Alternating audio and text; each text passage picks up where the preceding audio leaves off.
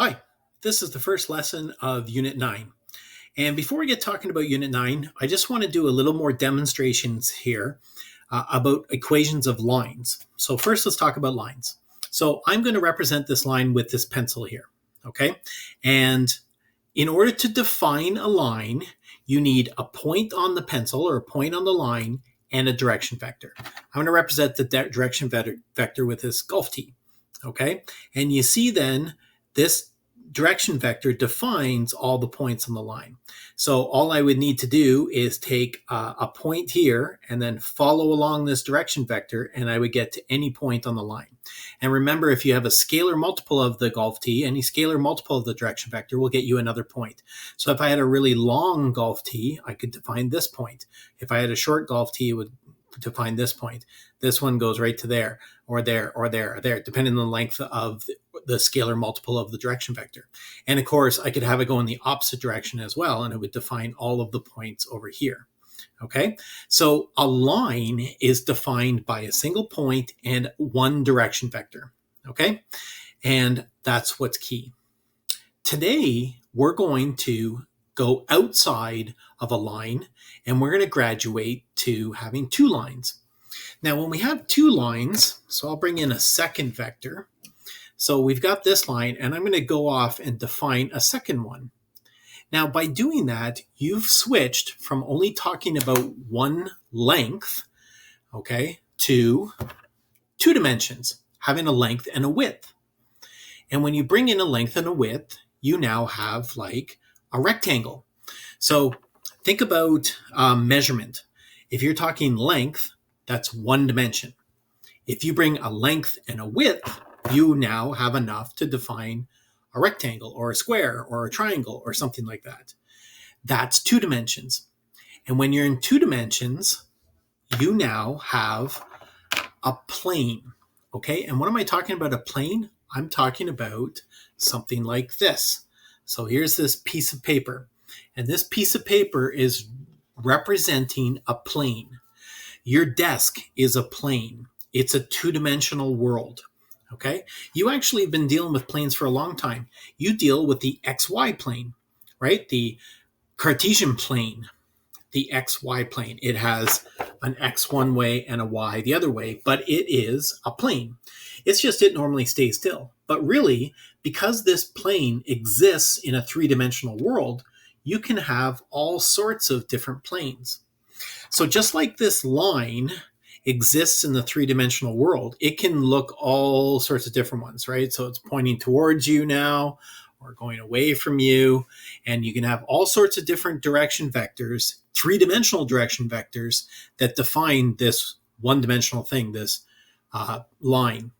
Well, you can have a two-dimensional thing, which is a plane, exist in the three-dimensional world and go all over the place.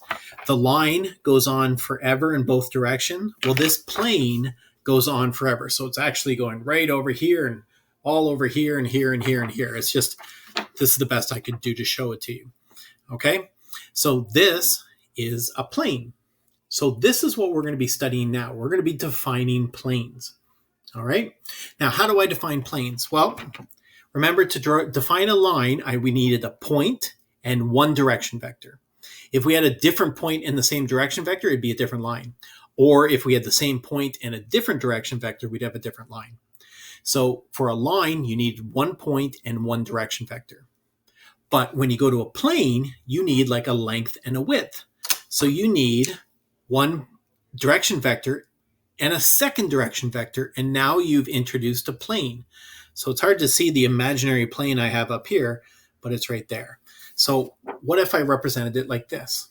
So this piece of paper could be represented with the two direction vectors. So here we go. And you see now I've defined a plane, a space, okay, a plane with two direction vectors. If you only had one direction vector, let's get rid of this one. If you only had one direction vector, that's only a line. You needed a second direction vector to get a plane, okay? And then you need that single point, because these two direction vectors could exist with the point out here, but right now I've got the point is kind of hidden right in my finger, but it could be any of these points, All right. And notice that if I took one of these direction vectors and I changed it, let's try this guy, and I changed it out like this, so it's coming more towards you. This no longer defines that plane. It would define something like this other plane. And if you change the direction vectors around, you would get different planes. So the moral of the story is to define a plane, you need 1 point and 2 direction vectors. To go along with the start of Unit 9, I wanted to demonstrate some more visuals of the stuff we're going to be learning. So you may have already seen me try and demonstrate lines and planes using pencils and pieces of paper. Well, now we're going to use some computer software to try and do a better job than I did to show things. So we're going to use something called Geogebra, which is an online calculator, very similar to Desmos, except Geogebra actually came out a little bit before Desmos and has one feature that Desmos doesn't have yet. And so I'll show you that. If you want to use the Geogebra calculator, you can go to geogebra.org, and then you can start the calculator, and you'll see that it kind of looks an awful lot like Desmos, where you have things on here and go in there. The one thing, though, that GeoGebra has, if you go over to the settings up here, is it has a 3D calculator. Okay, and so I'll be able to demonstrate stuff in 3D. So I'm not going to go there yet because I've got something set up for us already. So what I want you to look at here is just a basic Cartesian plane. Okay, so you have your positive x-axis, your positive y-axis, or negative x-axis, positive y, negative y, just like normal. Okay, so if I were to plot a point, like let's just go down here and plot a point 7, 2. Oh, I got to put equals in GeoGebra. Okay, so there it is, 7, 2, just like we would expect. Okay, but because this is actually a 3D calculator, or a graphing calculator, you can't see the three-dimensional yet. It just looks like a two-dimensional one. So I'm going to delete that. Instead, I'm going to look at this. This is a three-dimensional coordinate. So 5, 2, 6. So 5, 2 should be along the axis 5 and up 2. And sure enough, it looks like that. But what you can't see, because we're looking at this as a two-dimensional person, is that this point is actually in the air because it goes up the z-axis 6 points. So how do I do that? Well, this is what I want you to imagine. So here you are. Let's pretend you are standing on the Cartesian plane right now and you are looking straight down at it. What I want you to do is back yourself up. So pretend the Cartesian plane is on the floor and you're standing right at the origin looking straight down. I want you to back yourself up to this part of the floor and look back at the Cartesian plane. Okay, so remember, you're taller than this is sitting on the floor. If you go over here and look back, this is what you're going to see. So watch this. Here we go. There. Oh, it's a little slow because I'm videotaping. But look at that. So you can now see the three-dimensional world. So can you imagine how this XY is still on the floor, but here's your Z-axis coming out of the floor, and you're looking down at it from like a giant up in the third quadrant here, looking down at it. Okay, so can you see that? It's kind of really neat. All right, so I'm just going to go back. Oop, I'm going to go back here. There you are. If you're standing right above the Cartesian plane, all you see is 2 dimensions. But if you stand in this quadrant here, you'll be able to see that Z coordinate. And look at the point A. Can you see how it's now floating in the air? And I can really show that by going right down along the floor, and you see we're actually like lying down on the floor now. There's our XY plane, and you can see that 6 coordinates up the Z axis. Okay, and now you've got a three-dimensional view of what's going on. All right, this is the standard way to look at three-dimensional graphs. You got this, your X going over here, your Y going over here, and your Z coming up here. You can actually come back and see it. Another way you could do it is stand in the first quadrant and look back at it. Okay, this is another standard way to do it.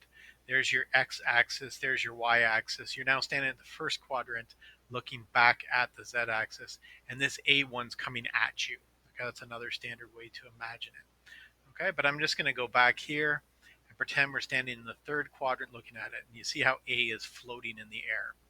All right, so this is really great to be able to visualize this 3D stuff. Let's look at the next one. -2, 3, -6. So -2 along the x-axis, 3 along the y-axis would put it right there, and then -6 should go down. Okay, so it's going to be down in the hole in the floor over here. Let's check it out. Yeah, you see it's going way down there. And I'll be able to really see that as we go down here. So if we lie on the floor, this -6 is way down here, even off my scale. Okay, there's that positive one. And it's over in this other quadrant over here. I can tell that. You see it's in the second quadrant, the second box over here, but it's way down on the floor there. All right. Okay, and let's check the third one here, C. 4, -5, -3. So 4 along the x-axis, -5 along the y-axis is going to bring it out here, and -3 is going to go down. So it's going to go down. It should be someplace around here. Let's see. Yeah, see, there it is. And we can kind of see it down. And you see it's not as far down as B, because B is at -6 down on the z-axis. All right. So what's really cool about this is being able to visualize all of this in 3 dimensions. Okay. And what I can also do in this program is add vectors. So I'm going to add the vector from A to B. And you can actually see the math that's already done here. If I go from vector A to B, it's going to go B minus A. -2 minus 5 is -7. And then 3 minus 1 is 1. Or 3 minus 2 is 1. And -6 minus 6 is -12. So there's that same math that we did to figure out AB. But let's actually see it. Okay, and there's that vector. Now you get a real good sense of that vector in 3 dimensions, in 3 space. You see how it starts off in this first quadrant and then comes down over into the second quadrant. There it is, like that. Okay, and then I've got a second vector here I've decided to call AC. So again, C minus A, you can see it adds up. There is that vector. Okay, and you can see that. And from what I just defined when I was demonstrating with pieces of paper, if you've got a point and 2 direction vectors, you must have enough to get a plane. So how does this manage looking at a plane? Well, let's go. Here's the plane that defines it. And there it is. Now look at this. You'll be able to see it really good. You see that plane there? You see that piece of paper? And it's defined by those 2 vectors, those 2 direction vectors, and obviously the points that lie on the plane. You can see those points lying right on the plane. You come and look at the bottom of the plane. There it is. Okay, so you can really get to see what a plane looks like. You're just looking at it from different perspectives. Okay, it's really cool. I can do a little flick, get it to spin around. So there's that plane. You can see it's defined like that. Okay, so now what I want to show you here is if I changed one of these points, so let's go off and let's change this B value. I'm going to change this to a +6. Watch what happens. Okay, now this B is no longer on that plane. So would these 2 vectors define that green plane? Well, no, it's not. Okay, it's off the plane, and this new direction vector is not a direction vector on the plane. That would be a completely different plane. I can actually ask it to find the plane. So let's find the plane A that has A, B, and C. Okay, and there is a different plane. Okay, let me change the color so we can see it. So settings, let's change this to like a purple or something. Okay. All right, so we'll get rid of these. And now look, you see that new plane is defined over there. Okay, with those new direction vectors that I changed. It's different than the original one. Okay, and actually what this is doing is giving you a sneak peek to tomorrow's lesson where we're going to investigate the intersection of 2 planes. So there's one piece of paper going that way and another piece of paper, and it intersects at a line. Okay, but that's a little sneak peek to tomorrow. So back to what I had. Let's actually get rid of this guy here. And we've got now these two new vectors, and it's defining a new plane. Okay, so the key is being able to, actually I should put this back because this is going to match the questions in your notes. So I'm just going to go and push enter, and now you'll see the blue or the purple and the green are actually the same plane. You see they're right on top of each other. You can see one side is green, one side is purple. Okay, this is the plane in our examples that we're going to do in our notes. All right, so we're going to move on to the notebook file now.